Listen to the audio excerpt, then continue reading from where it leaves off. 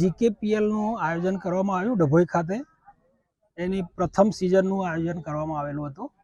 એમાં કુલ 8 ટીમોએ ભાગ લીધો હતો, જેમાં બોડેલી, ડભોઈ, વડોદરા, રુસ્તમપુરા એવી 4-5 જગ્યાએથી 8 ટીમોએ આજે ભાગ લીધો હતો.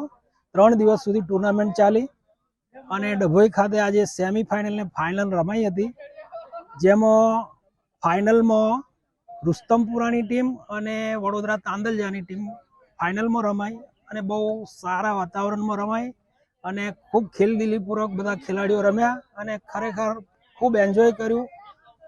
અને તેમાં આજે ફાઇનલમાં તાંદલજા 11 ચેમ્પિયન બની છે અને રુસ્તમપુરા 11 રનર્સઅપ થઈ છે.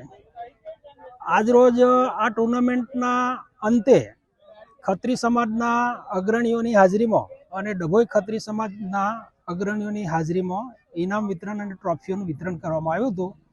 અને આજે જે આ ટુર્નામેન્ટનું આયોજન કરવામાં આવેલું હતું એ દ્વારકા સિટીના આયોજકો પણ હાજર રહ્યા હતા અને ખૂબ સારા વાતાવરણમાં આ પ્રથમ સિઝનનું સમાપન થયું છે.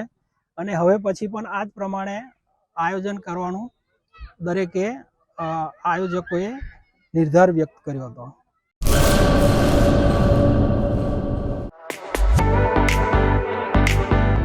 ધર્મસુત સુઝુકી,